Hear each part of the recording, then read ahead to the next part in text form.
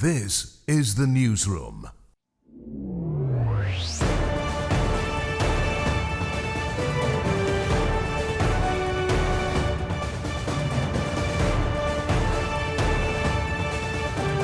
This is the newsroom for Friday, January 24, 2025. We're broadcasting to you on E1, SKAR TV, NTN, and TARZEE TV in Bartica. In the headlines, tense exchanges between government and opposition parliamentarians as the 2025 national debate kicks off. This is how you use the resources to generate wealth and to build sustainable infrastructure that will last long into the future. I see no reason why this budget should be a source of division in this House once our proposals and recommendations are considered. Unattended gas stove caused fire that destroyed home of sport journalist and national boxer. New sidewalks are being built to promote safety as the government and police move in and vendors occupying current pavements. And in sport, Guyana Harpy Eagles given added boost with games at Fortress Providence. And West Indies captain Kraigg Brathwaite wants all-round effort in second test against Pakistan.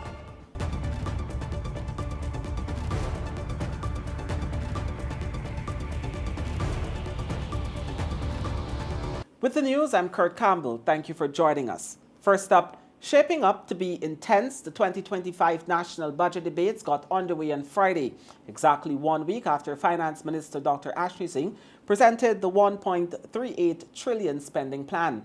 Opposition and the government parliamentarians shared their views on the budget at a sitting of the National Assembly at the Ortochang Conference Centre, Liliendal, Georgetown. Exactly 1 week after Finance Minister Dr. Ashley Singh presented the $1.38 trillion 2025 national budget, the budget debate started right here at the Ortochang Conference Centre at Liliendal, Georgetown.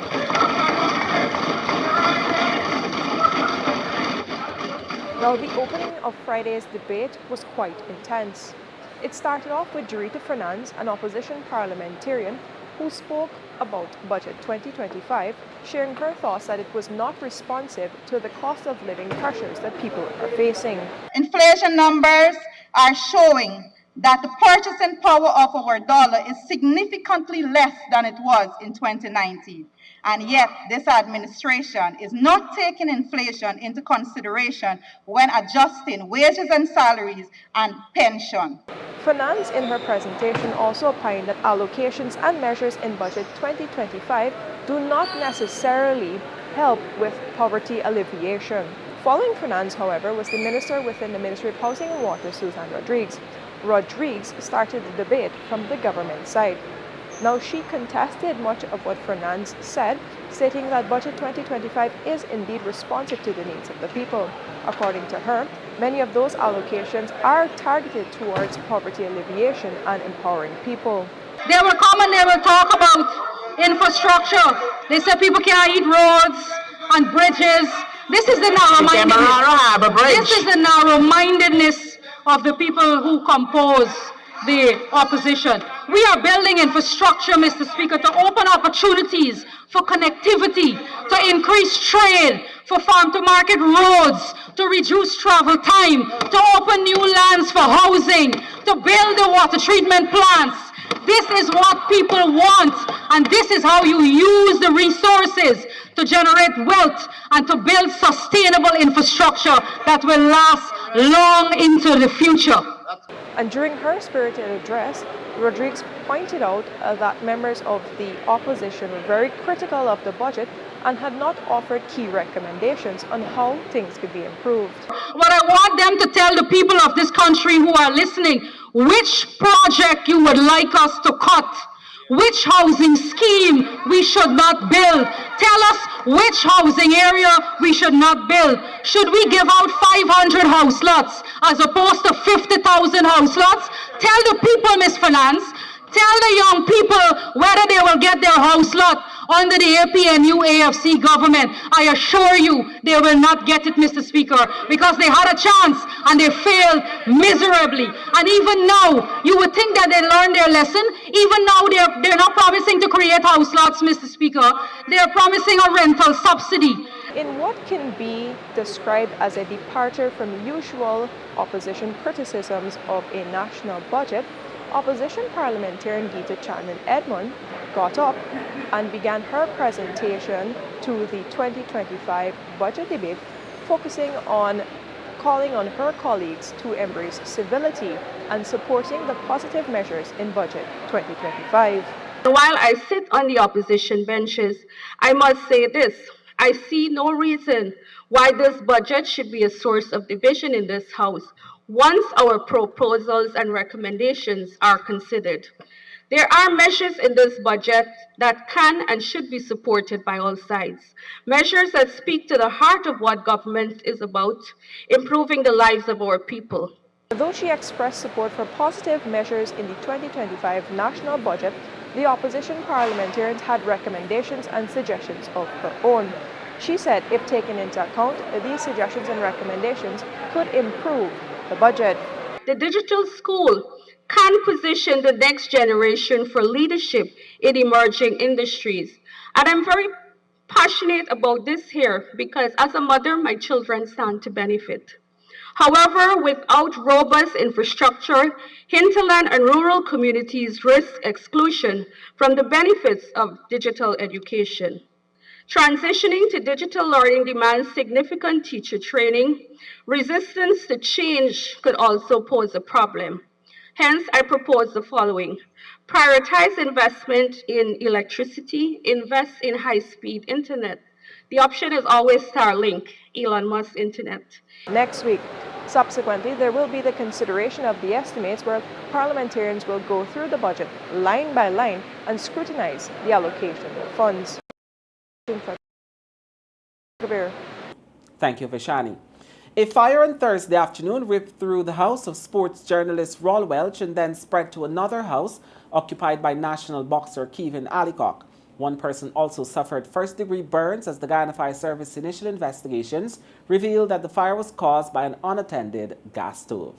A total of 3 families are now homeless after a fire completely destroyed their homes on William Street, Kitty in Georgetown on Thursday afternoon.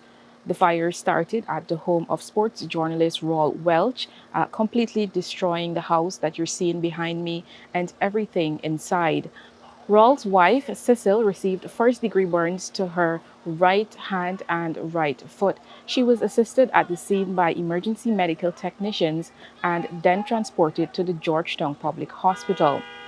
Roll spoke with reporters at the scene and told them that he had just left his house to pick up his son from work when he received a call about the fire. And I got a call from my sister, tell me, man, smoke coming from by your street. So I couldn't believe that anything untoward because, remember, I just left the house. I left my wife downstairs in the yard, my big son upstairs. And she called me back. So I said, man, it can't be me. It can't be my home because I just left the house. But then after, my friend in the street, referee Harry, and then my sister called me back as well. And they tell me it's my home, right?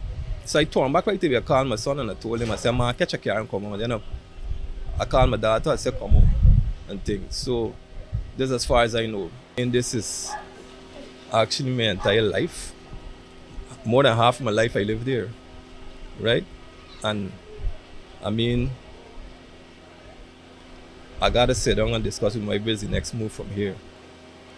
You know, we lost everything and it's like picking up the pieces once again. The second house destroyed was owned by Julius Brown, leaving him and his family homeless. They lived on the top floor of that house, while national boxer Kevin Allicock lived on the bottom floor with his family.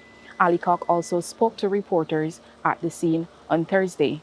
I got a call from my mom. I was heading to pick up my daughter from school and she told me the house was in fire. So I asked her, the first question I asked her, if it's from our house the fire started. She said no. She said from the neighbor's house. So I was riding down the road like crazy just to get here to see what I can save. But unfortunately I couldn't save anything. But I'm most happy that everyone, at least my mom and the neighbors that are suffering right now from this terrible fire, get to escape from it, My mom was sleeping. And she said the smoke woke her up. So I mean, I'm worried about the neighborhood too. I got to get some place to put my mom and my nieces them to stay. And I'm just happy that everyone is safe, praise be to God for that. That's the main thing. The Guyana Fire Service reported in a statement that the fire was supposedly caused by a lit gas stove left unattended. Meanwhile, an eyewitness at the scene further told reporters that the fire started just after a loud explosion was heard in the house. And Raw leave the house and say you're going to the road. And within 5 minutes Raw leave out, we hear a little explosion, and then upstairs by me I saw the wire was high and low, the lights coming on high, low, bright bulb, then boom. When they take chill away, the fire up and kicking already. Crazy, man. It get out of hand real fast and quick. The Guyana Fire Service is now appealing to the public to not leave gas stoves and gas bottles unattended, and also urge citizens to install in their homes smoke detectors, fire extinguishers, and fire alarms. Reporting for the newsroom, I am Isanella Patwo. Thank you, Isanella. We tell you now that to ensure the safety of pedestrians, sidewalks are being built with new road networks, while vendors occupying existing pavements will be removed with the assistance of the police. Minister of Public Works Juan Edgell made this disclosure on Thursday while speaking at an event. Over the years, the government has been investing significantly to enhance road networks across the country. But with new roads, safety is being prioritized. Minister of Public Works Juan Edgell said sidewalks are being established with these new roads to ensure pedestrians are not forced to walk in the path of vehicular traffic. This measure is one that is in compliance with international standards and caters for every citizen, but more so school children, the elderly, and persons living with disabilities. All of our roads in the main accesses and major highways supporting our green infrastructure and in compliance with international standards, we are seeking to move pedestrians out of the driving lanes. So while we want everybody to slow down, we want to make sure the school children, the elderly, the wheelchair user, they're out of the traffic lanes where vehicles are traversing by putting in pedestrian sidewalks. You would have noticed that in some of the areas where there are schools, we have already done that. The upgrades that we're doing to some of our major highways, especially in the populated areas where schools are, we're putting in concrete drains that are covered that could also be used as sidewalks. So we're solving two problems: the drainage, as well as taking people out of the traffic lanes. Safety for motorcyclists and cyclists and pedestrians are important. No sidewalks is one measure that is being used to promote safer roads and to avoid accidents, which oftentimes result in death or injury.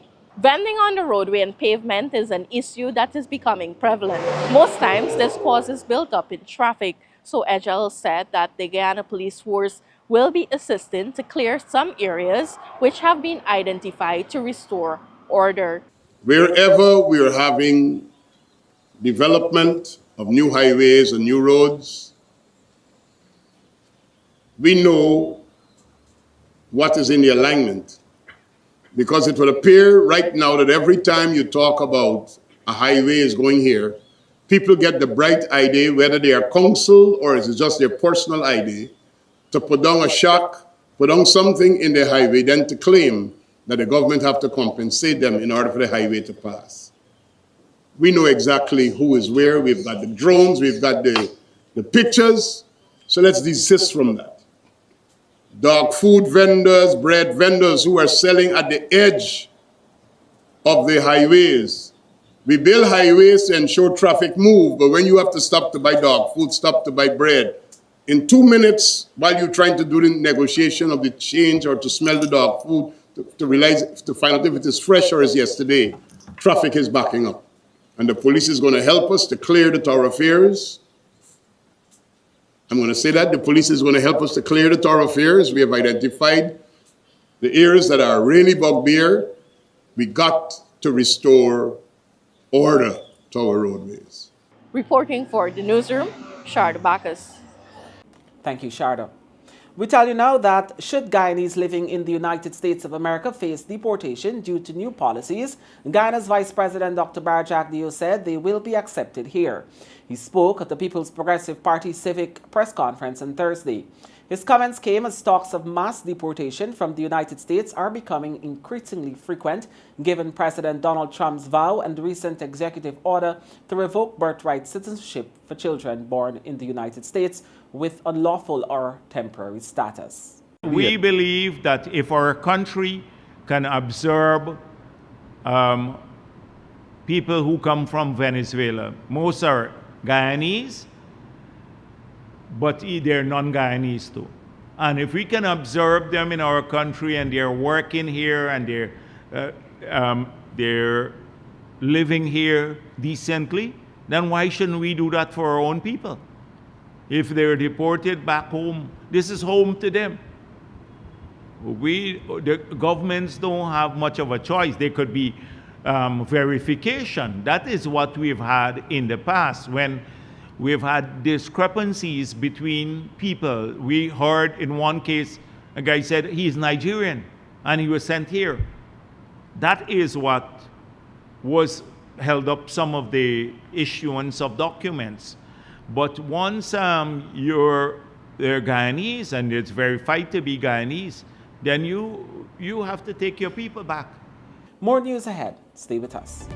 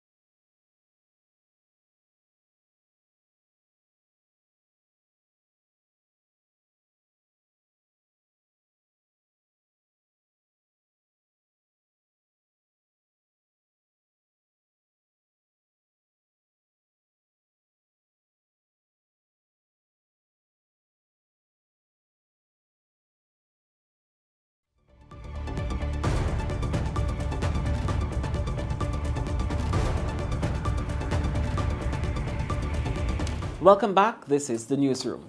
Residents of Seaford Street and Campbell Avenue in Campbellville, Georgetown will soon enjoy improved drainage infrastructure and a more secure neighborhood. On Thursday, President Irfan Ali held a community meeting with the residents where he pledged these enhancements. Residents highlighted the ongoing drainage issue in the area as well as the need for more street lights and improved garbage collection. While the government has already completed some 3.2 kilometers of roadworks and accompanying drainage infrastructure in the area, residents complain that frequent flooding still persists.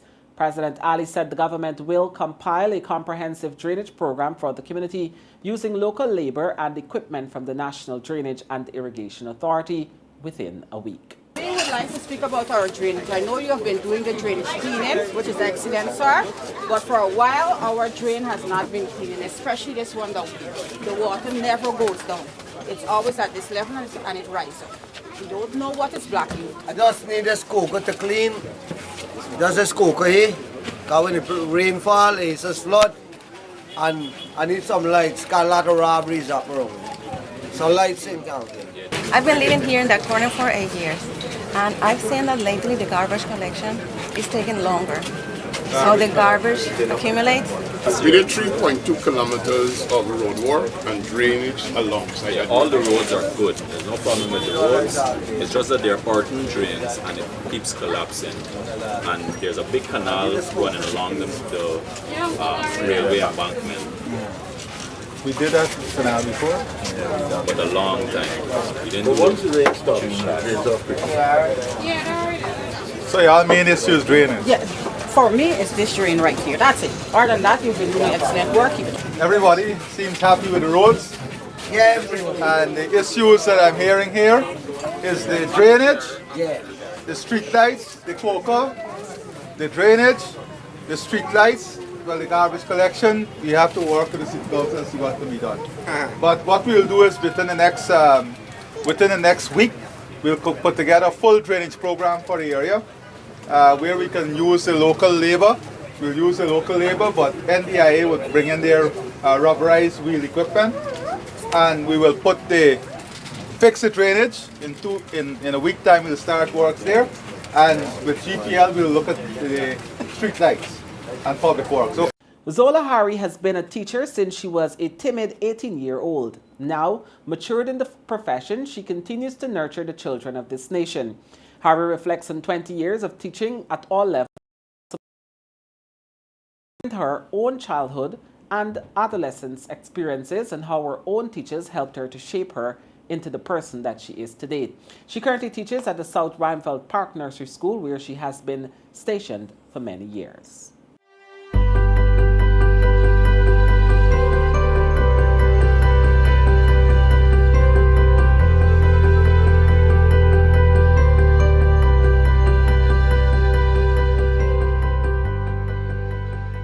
I teach because I love it. I teach because I love to see the growth in my learners, or as I like to call them, my babies. November of 2024, that made 20 years. My mom, she knew a guy that was opening a school, a private school, and she spoke to him and he offered me a job there.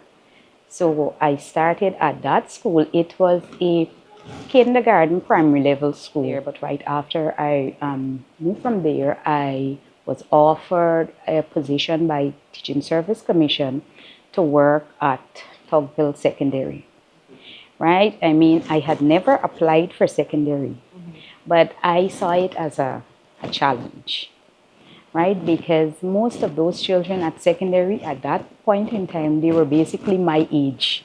Wow. Yeah, because I was like probably 18, Yeah. right? So I saw it as a challenge. I was a little bit scared at first, but I took the challenge. The children, they're between that age of, childhood and adulthood. And what I came to realize is that if you give them that respect, they will also show you that same respect. What people find most disturbing, and I can say disturbing because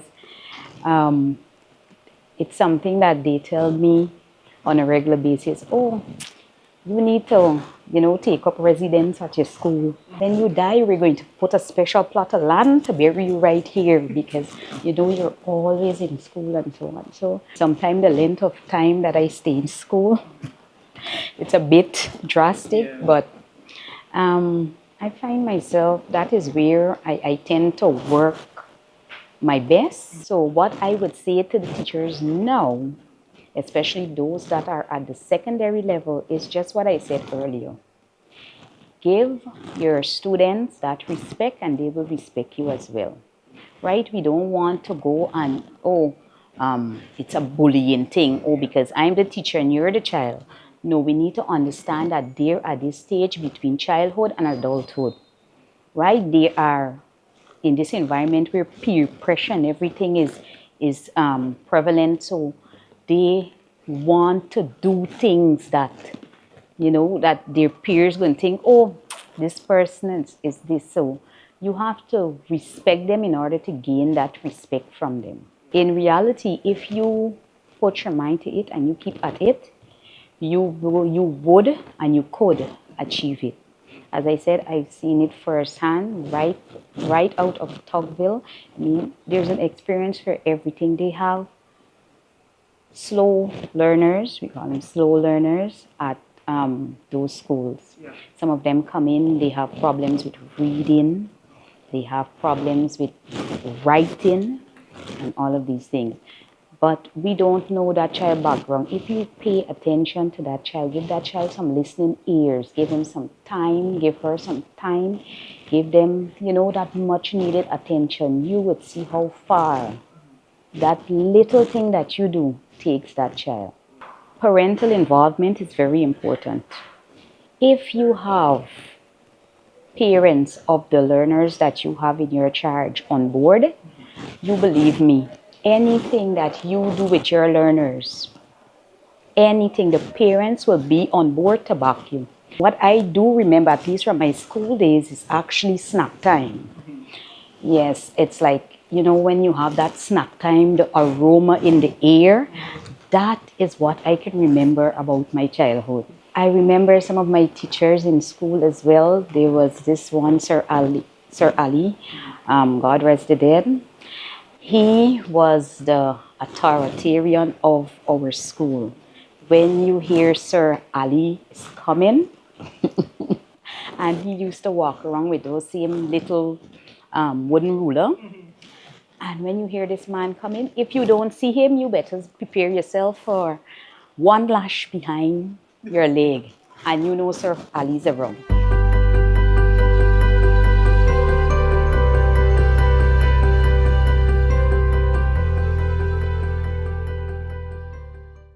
General Secretary of the People's Progressive Party Civic, Dr. Barjack Dio, on Thursday opined that the Alliance for Change is clinging to the People's National Congress to maintain some level of support at the upcoming elections. Jack Dio commented on ongoing coalition talks between AFC and a Partnership for National Unity, of which the PNC is the major constituent, during his weekly press conference. The parties are exploring whether they will coalesce again. The two parties formed a coalition a decade ago. Together, they contested the 2015 general and regional elections and won.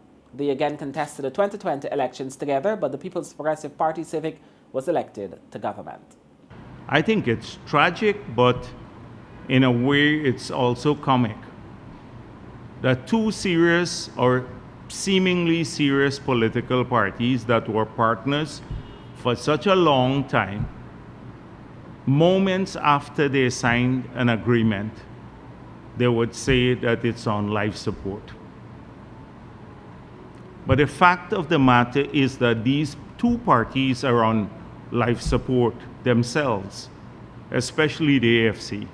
And I think this is an attempt to cling on to the PNC to ensure that they maintain some modicum of credibility at the next polls. Because you cannot deny, as Norton said, that the PNC has more support in this country than the AFC has ever had. When the newsroom returns, the financial, weather and bridge reports along with sport news with Avinash Ramzan. That's it for me, Kurt Campbell. Take care.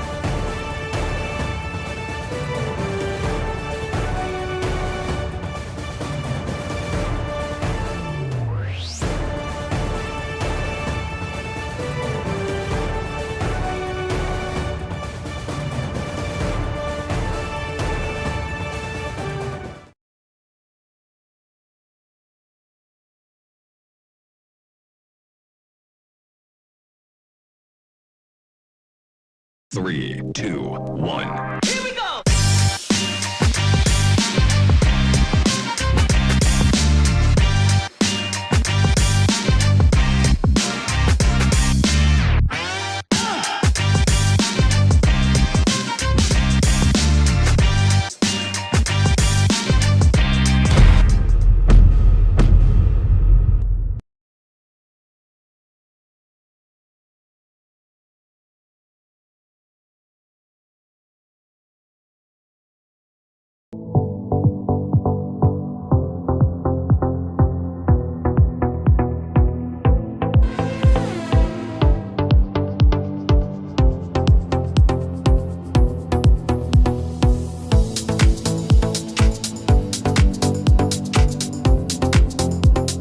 Welcome back to Newsroom. Now for a look at what's happening in sport. We're starting us off with some cricket news. Guyana Harpy Eagles, defending champions of the West Indies 4-day championship, would be buoyed that 4 of the 7 matches this season will be at their fortress, the National Stadium Providence. While the conditions favour the Eagles, the head coach Ryan Hercules is adamant that they must still execute to achieve positive results. Since the commencement of the Professional Cricket League for 2014-2015 season of the 4-day championship, the Guyana Harpy Eagles have been a formidable force at home. Only 5 were lost in 31 matches hosted during this period, 3 were drawn and 1 tied. Such a run, a winning record of just over 70% at home, has undoubtedly aided them in winning 7 of the 9 titles in the year. In the 2015 season, they won all of their 5 matches at home, while in 2023, they won the 2 matches scheduled for Guyana. With matches returning to Providence after none in 2024, the head coach is optimistic that home conditions certainly boost chances.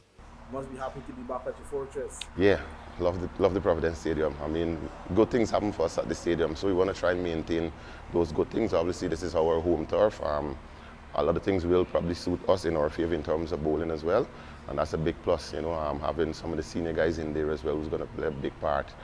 Obviously, I think if Shamar Joseph is available, he will play a big impact as well from a fast bowling standpoint with the likes of Smithy and Thorne as guys who will be there to assist.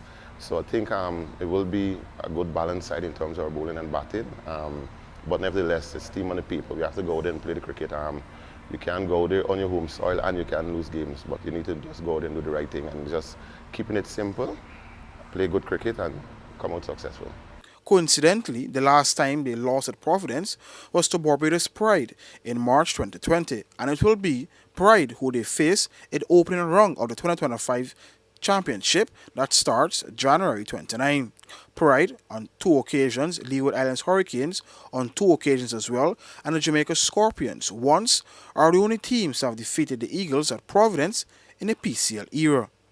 Meanwhile, without key first-choice players, Kemal Savory will lead the Eagles in that first round against the Pride.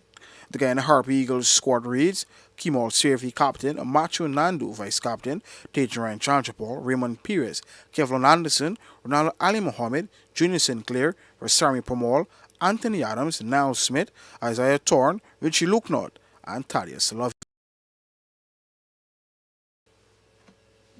Now, up against similar conditions they faced in the first test, West Indies will be hard-pressed to secure a series levelling victory in the second and final test in Multan starting Friday morning. Pakistan's spin-heavy bowling attack is again expected to play a key role in the match, and West Indies batsmen will have their work cut out against the likes of Sajid Khan, Nomal Ali and Arbrad Ahmed, who all claimed 20 wickets in Pakistan's 127-run victory in the opening test. The West Indies skipper Kraigg Brathwaite is calling his players for an all-round performance to counter the threat from the hosts. I think our all-round performance, once we bring our all-round performance in this game, I think we'll do well. And we got to put it together. Obviously, batting-wise, we didn't get as much runs as we would like.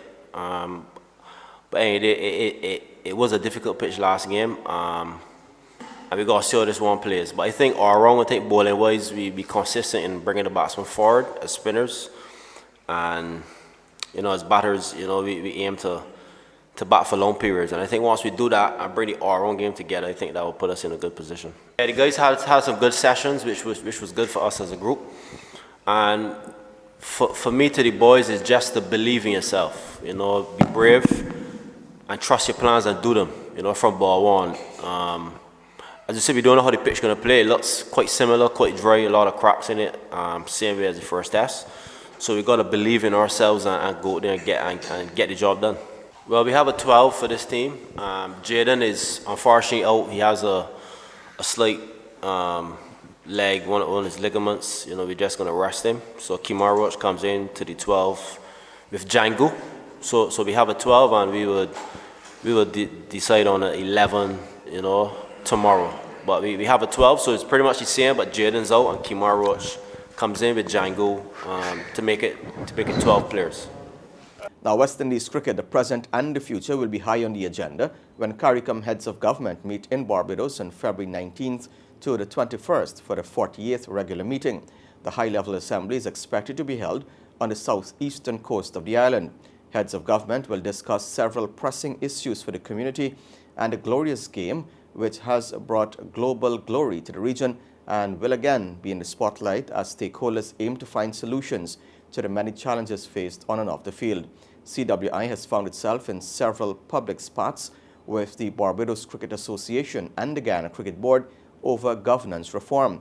There is also the ongoing debate over the conclusion of last year's men's 50-over competition, where both Barbados and Jamaica captains did not spin the toss. The prospect of regulation to a lower tier in Test cricket has been mooted in international cricket circles. CWI has yet to make a public statement on the matter, but it is expected to be discussed at the CARICOM meeting. Now, the West Indies head coach Darren Sammy has emphasized the importance of building from the bottom up to improve the fortunes of the national side. Sammy, recently appointed to oversee all formats of the men's game, believes that strengthening the regional cricket system is essential for international success. Since taking on the white ball coaching role, Sammy has overseen changes to the regional Super 50 competition. Now, in his expanded role, he's also implementing reforms to the 4-day championship, including adjustments to the points system. Sammy's comments follow an intensive batting and bowling camp and a coaches symposium held recently in Antigua, focused on transformative coaching methods. He highlighted the importance of these initiatives in developing talent at the regional level. It's very important. It's very critical to our forward movement.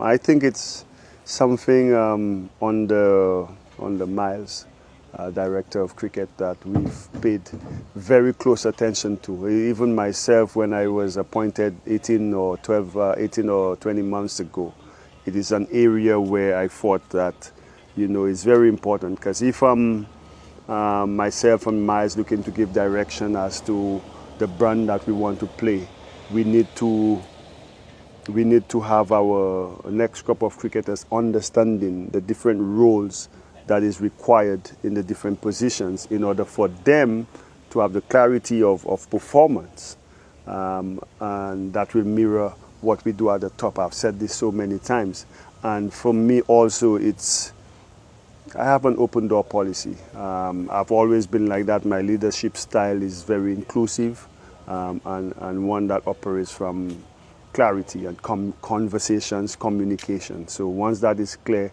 then we have a platform or a process as to how we go about doing things. And if all our systems understand the goal, then to me that makes the job a lot more easier.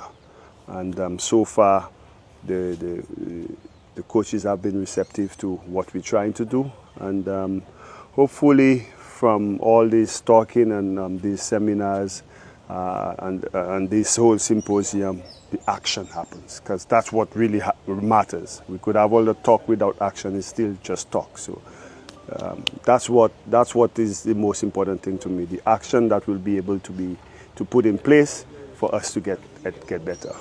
We tell you now that Novak Djokovic says he will return to the Australian Open next year if he's still fit, healthy and motivated. The 37-year-old Serb, aiming for a record-extending 11th men's singles title, retired injured from his semi-final on Friday. He raised both thumbs in the air towards the 15,000 fans as he left the Rod Laver Arena, which he is often described as his second home. Asked if he might be his final appearance at Melbourne Park, Djokovic said, and I quote, "I don't know. There is a chance. Who knows? I'll just have to see how the season goes," end quote. It is the second successive year that Djokovic has lost in the Melbourne semi-finals. Djokovic has stripped back his schedule in recent seasons and prioritized being ready for the biggest tournaments, namely the 4 Grand Slams. The former world #1 continues to seek a 25th slam to move clear of the Australian Margaret Court, who won 24 women's singles titles between 1960 and 1973. Now, Formula One drivers face race bans if they repeatedly swear or criticize the sport's governing body on the new rules introduced this year. Changes to the FIA's sporting code for the 2025 season codify the steps to a potential race ban for drivers deemed guilty of such offenses. They mean that if a driver commits 3 such offenses, they are at risk of a 1-month suspension plus deduction of championship points. The Grand Prix Drivers Association, the GPDA, said it had no comment on the matter for the time being. Multiple sources have told the BBC that a lot of people at the FIA were against the move. One source said it was pushed through on a snap e-vote and with no consultation with other stakeholders or the GPDA or the FIA's own Drivers' Commission. And with that, we've come to the end of the news for this evening. Of course, you can find updates on these and other stories on our website, newsroom.gy, and all social media platforms. On behalf of the entire news team, I'm Avinash Ramzan. Thanks for watching. Do have a great weekend. See you back here on Monday.